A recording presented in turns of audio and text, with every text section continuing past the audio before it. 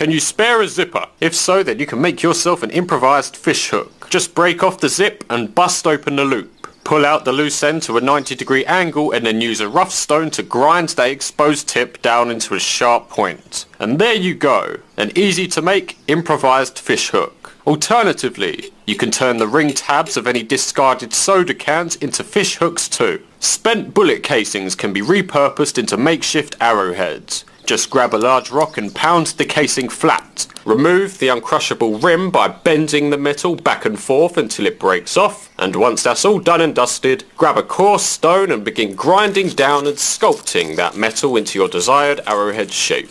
And after a little bit of elbow grease, you'll have a sharp and strong metal arrowhead. If your boots are dripping wet and you need to dry them out, then you'll probably place them next to your campfire. Well, that's good, but we can do better. Gather up a few large, dry, non-porous rocks and place them on the edge of your campfire. Wait until those rocks are piping hot and then carefully place them inside your boot. This way your boots will dry out much quicker and much more thoroughly, as they're drying from both the outside and the inside. If you've left the house, then chances are you've brought along your house keys. Well, the jagged teeth of these keys can be used as a small impromptu saw to saw the small notches required for primitive traps and various other tools. If you're struggling to find tinders or natural fire starting materials, then have a look down at your socks. Cotton and wool are flammable natural materials, so if you are wearing cotton or wool socks, then you can pluck off any loose strands and fibres for a neat little flammable tinder pile. Throw a few sparks at them and those sock fibres will combust into flames.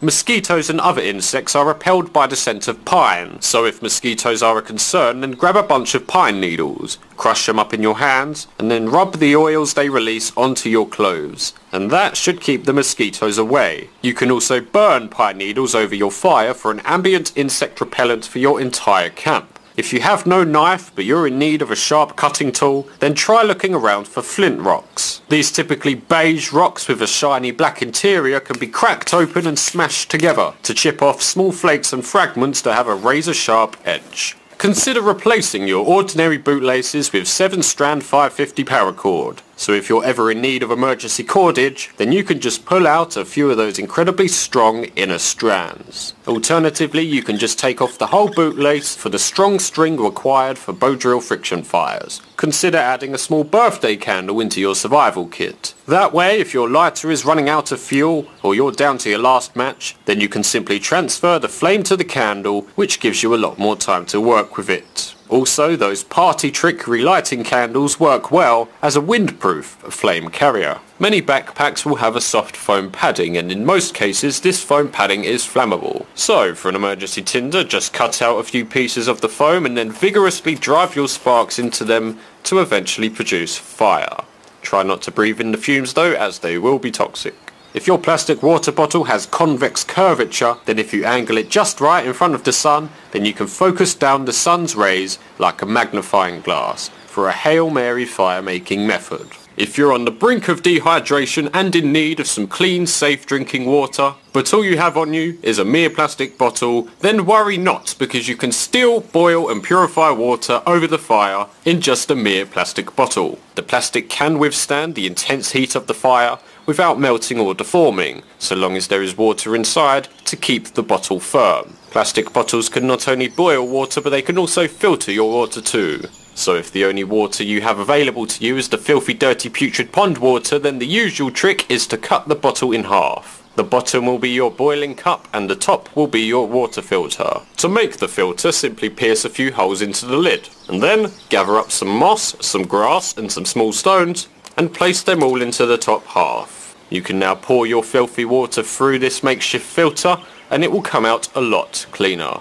Not perfect, but certainly cleaner. Now take your boiling cup full of filtered water and place it into the fire. Keep the fire small and under control, and watch as the water begins to boil. The end result is a cup of clean, drinkable water, and a reusable, intact cup and filter. A word of caution though, this method does indeed release toxic carcinogenic plastic chemicals into the water, so only use as a last resort. Drinking that stuff is not good for your long-term health, but it will keep you alive for now. Hands can get pretty filthy. Eating with them carries the risk of getting ill. Well, avoid potential illness by eating with makeshift chopsticks. Just split a stick down the middle and place a twig or stone in between the cut. Now, you can grab and eat your food without having to worry about bacteria, as you can just dunk the tips in boiling water to completely sterilise them. If you need to get going, but you're worried about how you'll get your next fire lit, then before you go, grab a large piece of leftover charcoal and take that with you, because as long as you have a spark thrower, then you can reignite that charcoal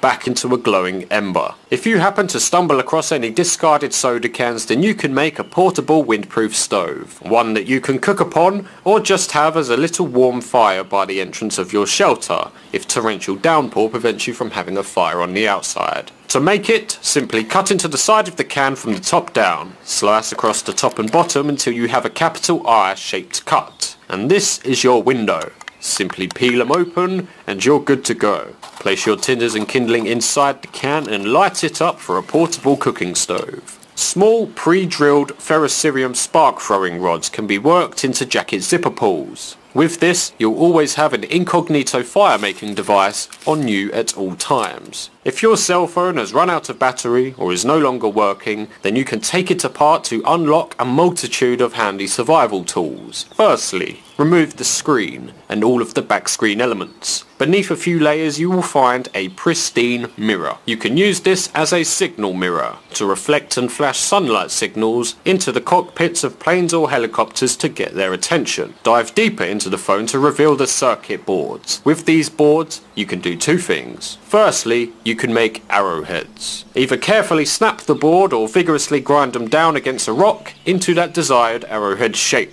These circuit boards are quite soft, so grinding them down isn't too much trouble. Secondly, you can create a sharp cutting tool. Use a rough stone to grind an angle into the edge and you'll have a bootleg knife that you can use to cut cloth or shave wood. Also, if you carry headphones with your phone, then they can be used as wire snares for small game. They probably won't be very effective, but it's worth a shot. Behind the speaker element you will find a magnet. With this magnet you can make an improvised compass. All you'll need in addition to the magnet is a small metal strip made either of iron or stainless steel. This could be a needle from your first aid kit, a hairpin, a piece of hair clip, or just a metal pin out of a watch strap. To make your compass, simply rub the magnet down the length of the metal pin for several minutes. Afterwards, your metal pin will now be magnetized, with both an attracting and repelling magnetic pole.